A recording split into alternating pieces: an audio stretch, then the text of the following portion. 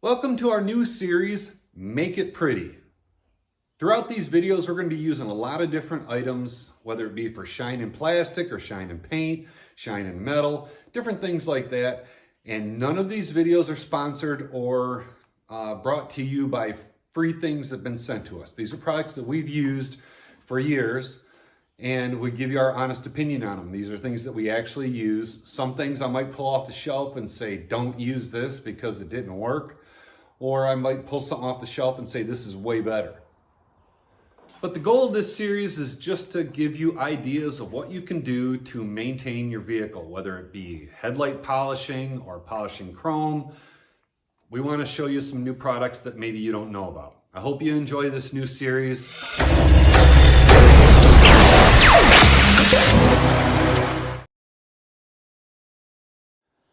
Dude, your rims are ugly. Well, they're 20 years old. What do you expect? I don't know, but I'd be embarrassed to have them on my truck. You need to go buy some new ones. Yeah, I guess you're right. They're looking a little rough. Let's go check out some new ones.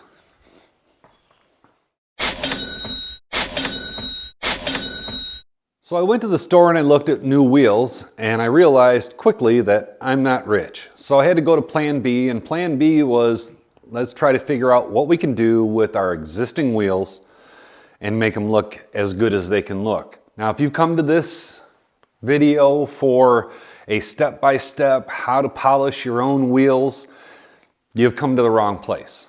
This video is more about, can the average person with average tools get a good-looking end result when they try to tackle this project themselves? And the answer is yes. Throughout this video, you'll see that the process is relatively simple. It takes time, but a lot of it is I don't know what I'm doing, so I had to learn as I go. And you'll do the same thing that I did. I went to YouTube and typed in polishing aluminum wheels, and I saw videos from Evans Detailing and Polishing. Now, that guy is a professional, and he's got all the tools and all the know-how, and he teaches classes and all that. You need to watch his videos on how to do all these things step by step. He talks about sanding and the different grits and pressure on the wheel and all that stuff. So I'll leave a link down in the description to his YouTube channel, and you can go through and see the professional process. They do trailers and all kinds of stuff. I was just doing just a set of wheels on my truck. Now, before we get going into what I used, I want to be clear that I'm not sponsored by this company, and they have not given me any free product to review. This isn't a review of their product. I'm just going to tell you what I used.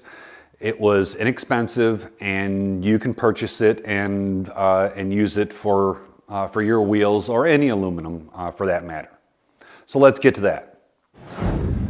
So I did a bunch of research, and for the cost that I wanted to put into it and the results that I were kind of expecting, this ended up being the best kit for my use. It's the Renegade Products Aluminum Mini Kit. It comes with basically everything you need to polish aluminum, besides the sander and sandpaper. But if you're just doing aluminum polishing, this comes with everything that you need. In the kit, it comes with your yellow buff, and it comes with an orange buff. Now, the orange buff is for the heavy cut. That's the first cut, what they call the cut stage. And again, I learned all this stuff online. So you do the cut stage, and then you do the color stage, and that's what the yellow buff is for. It's a little bit softer, and it's what puts the depth of shine into your aluminum. Also in the kit, they give you a couple of applicator pads for the polish, and they give you a couple of microfibers, 2 of these and 2 of these. In the kit, they give you a set of safety flanges. The safety flanges are so you can mount these to your whatever grinder you're going to use or polisher. I ended up using, because I had it around here, my DeWalt variable speed buffer, and it goes up to 3,500. Evan, in his things, he uses a 6,000 RPM grinder on his, and he says several times that if you're a beginner, not to use 6,000, stay 4,000 or below for your speed. And so this one goes up to 35. I ran it kind of at about 26 or so for a lot of the cutting, and then I kind of bumped it up for all the way to 35 for the final color stage. The safety flanges, they go on the inside of your wheel here. This center part here is not very strong. It's just meant to center the wheel on your arbor for your grinder. These safety flanges go out to the outside where these little fingers are, and they just give it a little bit extra strength. So when you're pushing on it, you don't bend that center plate and then have the wheel blow up on you. Also in the kit, you get 2 different blocks of the compound. The brown is used with the red buff. So this is your cut stage. You use the red or orange buff and the brown compound. And then you use, for your color stage, you use the yellow buff with the green compound. You can go one more stage where you use a yellow buff or a white buff with white compound. But this is a 2-stage process, and everything that I saw said that if you're not going to like show quality level, you don't really need to go that far. This kit comes with this in it. It gives you everything you need for the 2-step process. It's kind of a 3-step process because you do your cut, you do your color, and then the other thing they give you is some of this Rebel Pro Red polish. And then that's your final step, and that's just your last little bit of polishing. I also use this inside the windows of my wheels to kind of finish it up in there. But you give it a good shake because it separates, and then you go ahead and use this it's kind of like a never dull kind of thing. It turns black while you're polishing, but it's kind of a wax for your final shine. This kit was, like I said, pretty inexpensive. It was $74 on Amazon. I'll leave the link down in the description so you can get it. You have to be careful. There are 2 different kits that are the mini kits. One is for stainless steel and one's for aluminum. The stainless steel won't work well on the aluminum and vice versa. The stainless steel is much stiffer. It has a more aggressive compound to get that polish in stainless steel. You don't use that same process on stainless steel that you do with aluminum. So this gives you everything for aluminum. So click the link and get that one, and you'll have the right one. This is the strongest clear coat that I've ever seen. If I didn't know better, I'd think that it was powder coating. But this stuff just doesn't want to come off, and this is with aircraft remover.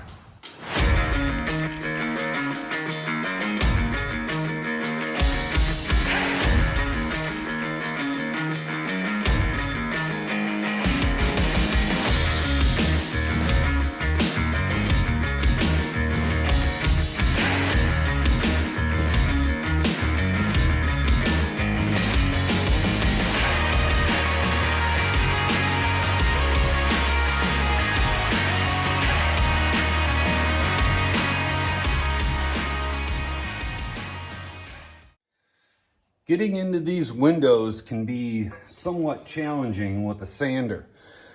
So what I use are these little buffing pads. They come in, I've only got 4 here right now, but there's 5 that come in the kit, 5 different grits. It starts with brown, green, red, and black, and then it goes to a gray, which is the final kind of buffing. You put them on a Dremel, and then you can get in here and really work these edges where some of the clear coat didn't get removed and polish them up. Now, one thing about these is they don't last really a super long time on higher RPM, and they really don't like sharp edges like the inside of right here. So you kind of have to be careful there. But you buy them in a pack of like 120 of them for about 15 bucks. I'll leave the link in the description down below for these things, but they work really great. You get a giant pack of them, and then you can just use them up. I'm gonna get you in here and see if you can see what I'm looking at here, where the clear coat didn't get totally removed there, and it just doesn't look super great. We'll go ahead and hit it with the brown to start.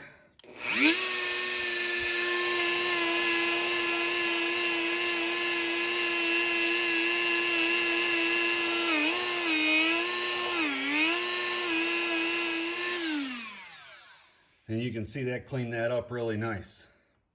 So I'll go all the way around these with the brown, and then I'll switch to the next color and go around, and then the next color and go around until they're all done.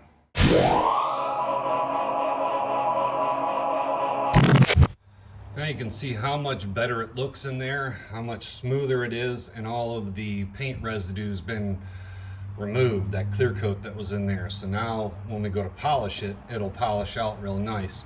There's still one more step of the little buffing pads to do in here, but that will be done with polishing compounds. Well, there's phase one of the sanding done.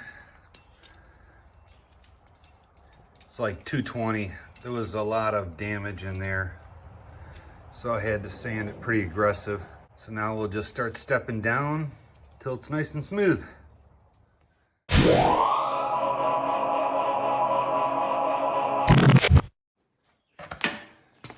And there it is with the final sanding, and it's ready for buffing. I got to do inside the windows once I take the tire back off.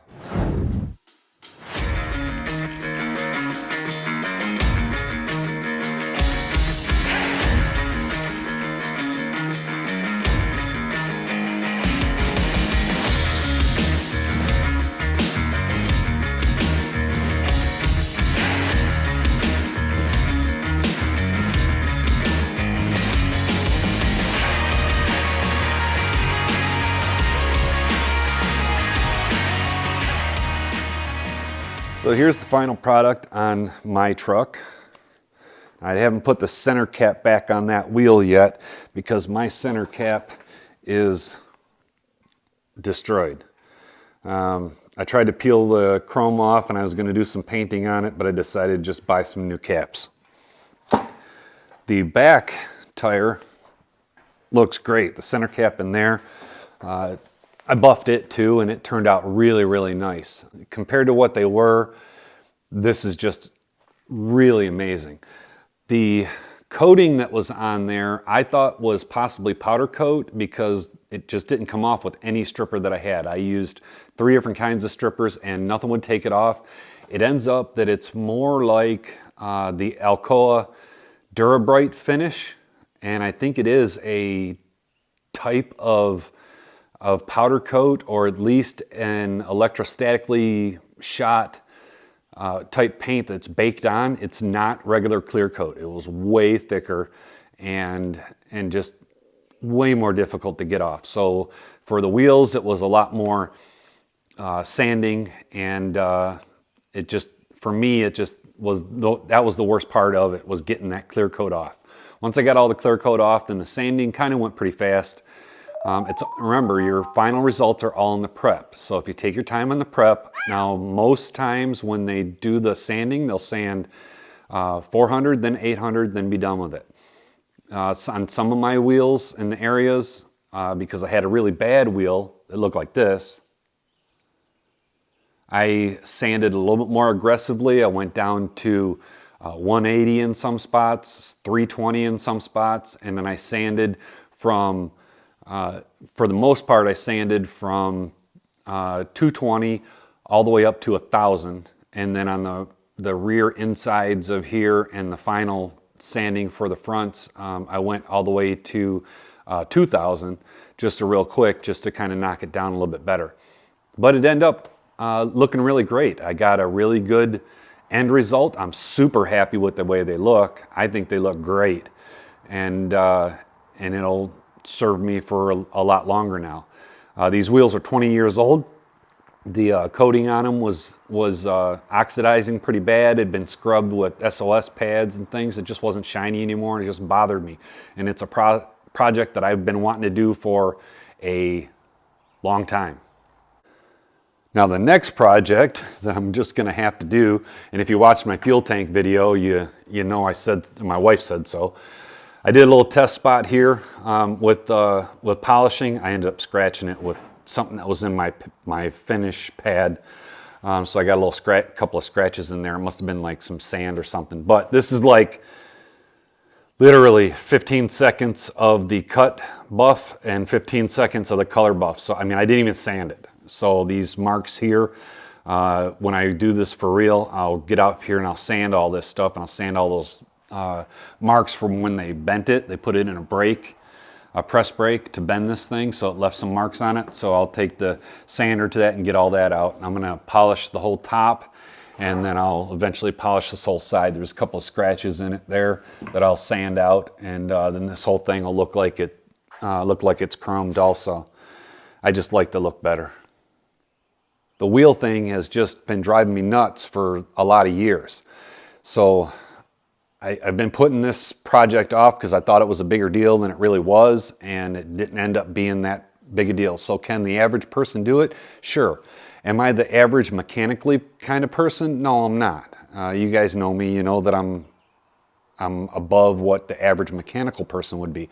But with basic tools and the basic knowledge of sandpaper, I think that anybody that has a basic ability to run a sander can do this. It's a pretty simple process. It's just time consuming.